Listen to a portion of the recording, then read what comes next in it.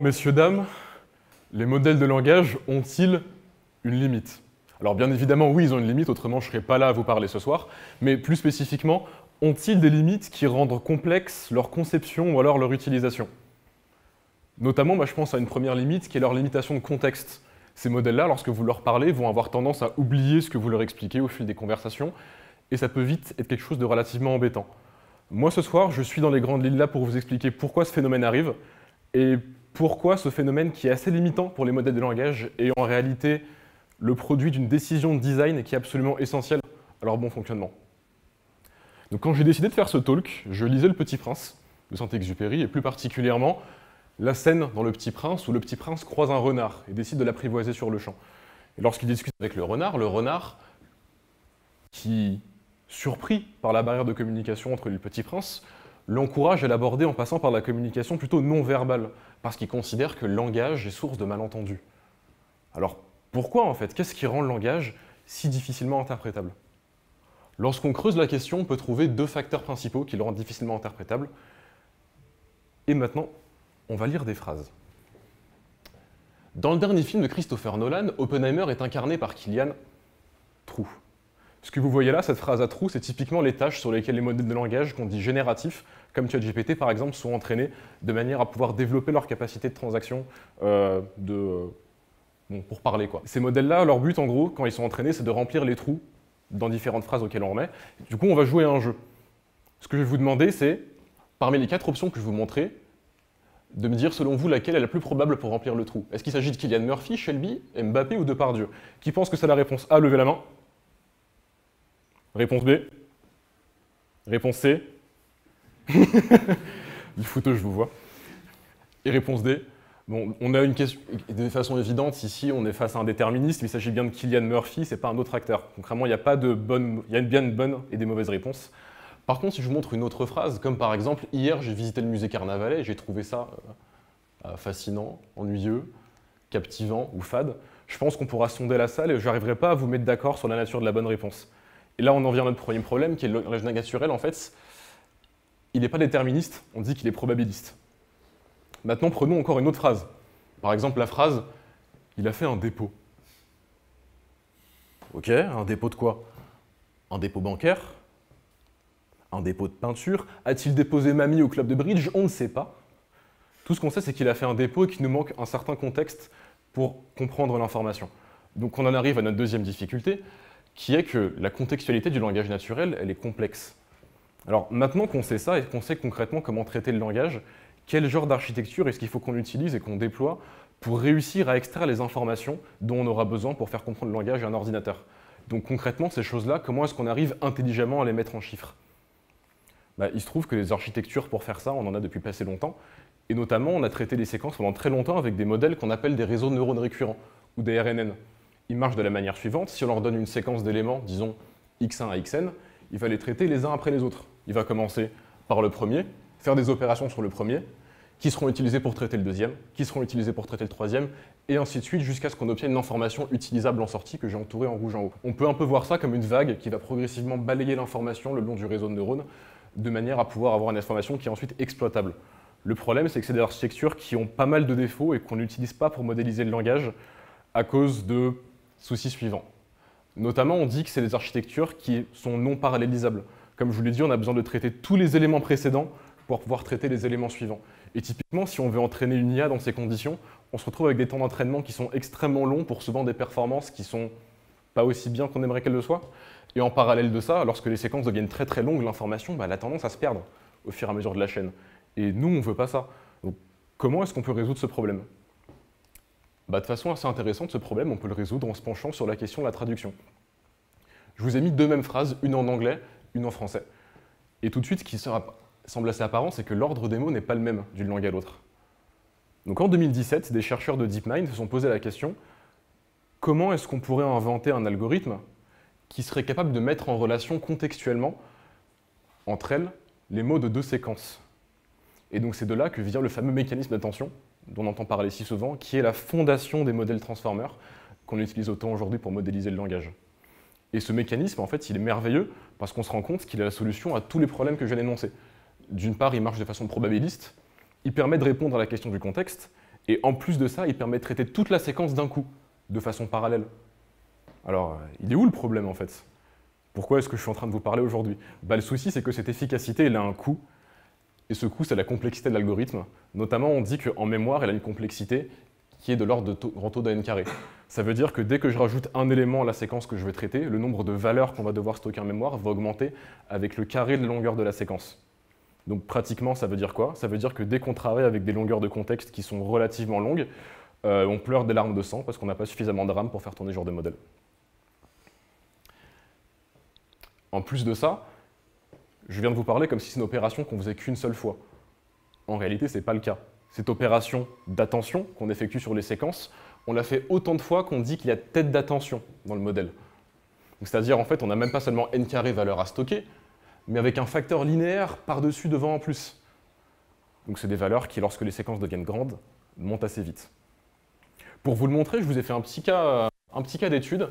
Je vais prendre les modèles Llama 2 de Meta. Est-ce que quelqu'un connaît ces modèles ou les a déjà utilisés?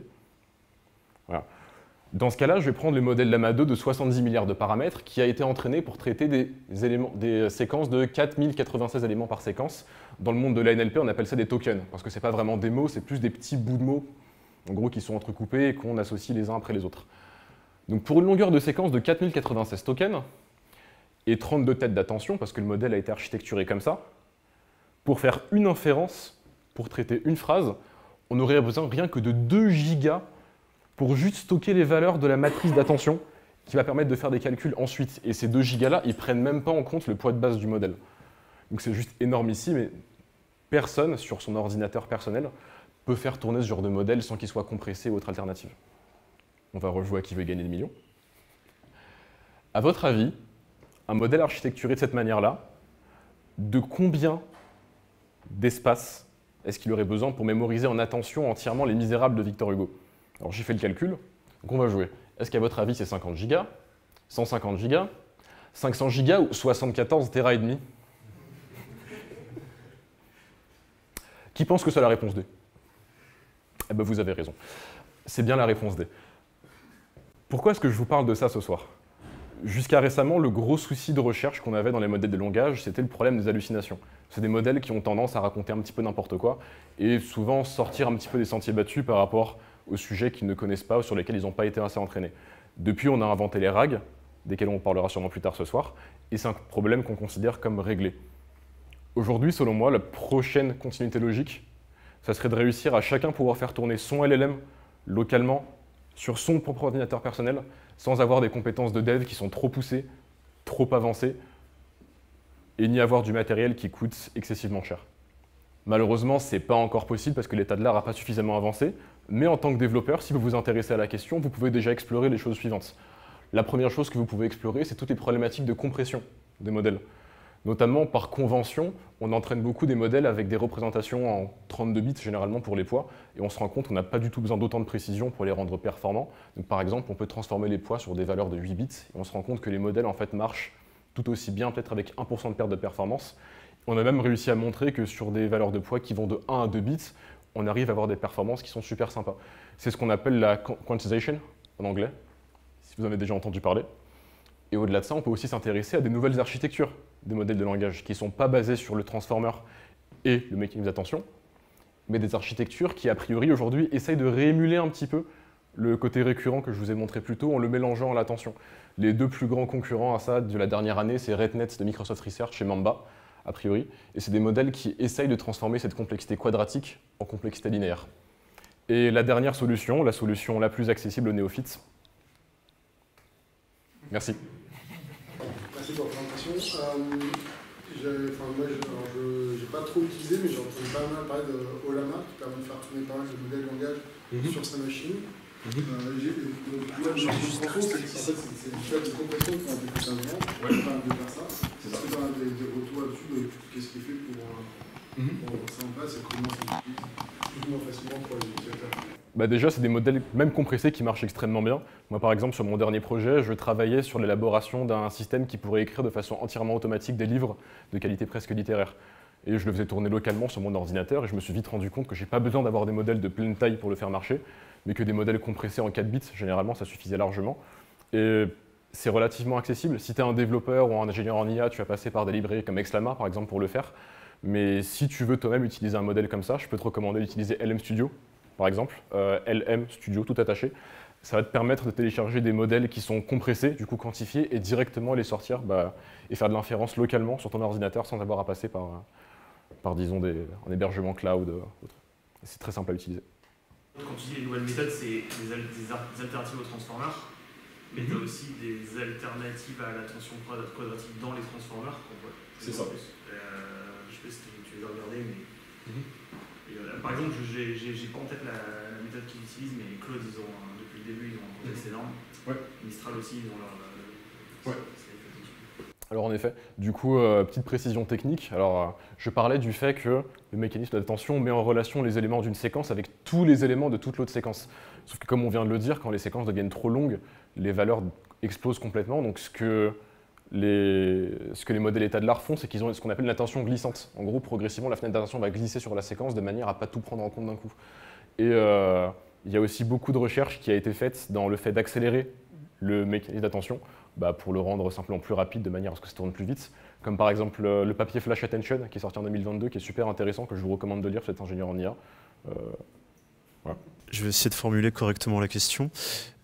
Tu parlais d'une fenêtre d'attention et est-ce que c'est possible que le modèle garde un résumé des parties qui sont en dehors du contexte pour ne pas se souvenir, tu donnais l'exemple des Misérables, du détail de chaque chapitre, mais de en gros ce qui se passe pour ne pas générer d'incohérence? Oui, c'est une très bonne question. Est-ce que tu vois, plutôt quand j'ai présenté les RNN, j'ai un peu utilisé l'analogie d'une vague qui viendrait balayer l'information d'un bout de la séquence à l'autre pour pouvoir la réutiliser. Ta fenêtre d'attention, lorsqu'elle se base sur une séquence de texte particulière, forcément, elle ne peut pas accéder à l'information qui est en dehors de cette fenêtre.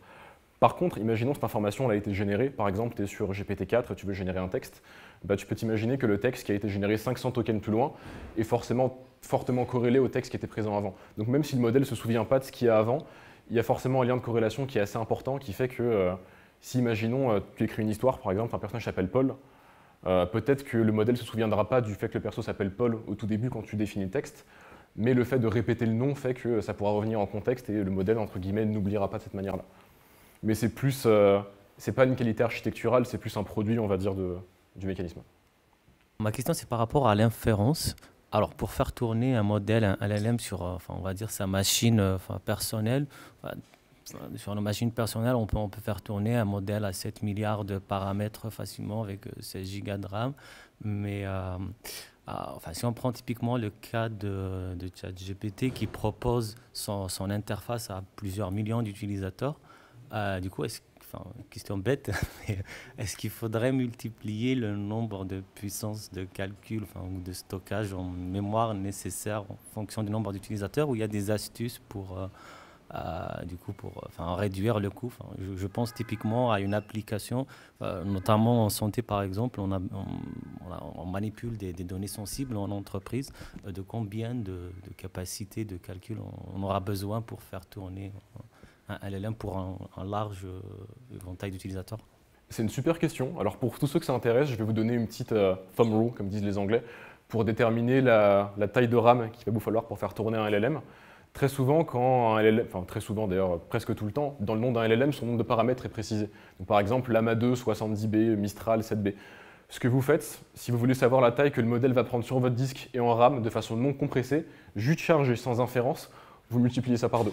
Donc, par exemple, si je prends Mistral 7B, je sais qu'il va me prendre 14 Go en RAM minimum, plus ensuite les valeurs des matrices d'attention et des couches intermédiaires que je vais devoir stocker pendant les calculs. Inversement, il y a aussi des méthodes de compression, donc de quantisation. Je prends l'exemple de la méthode GPTQ. Cette valeur-là, elle a tendance à la diviser par 2. Donc, par exemple, si je prends une version GPTQ quantisée, disons en 4 bits d'un Mistral 7B, ça va passer de 7 Go à 3,5 Go. Donc, si je passais de la version full à la version quantisée, ça devient beaucoup plus intéressant. Maintenant, pour ton cas d'application médicale, est-ce que je pense que tu peux avoir des modèles open source facilement accessibles qui te permettront de prendre en compte des grandes longueurs de contexte et traiter toutes les données que tu as? Je pense qu'en open source, c'est encore un petit peu difficile à moins de vraiment avoir des grosses ressources et des gros GPU qui sont assez chers. Après, c'est mon avis. Si je parle aussi du nombre d'utilisateurs, qui peut se connecter en même temps et faire des inférences.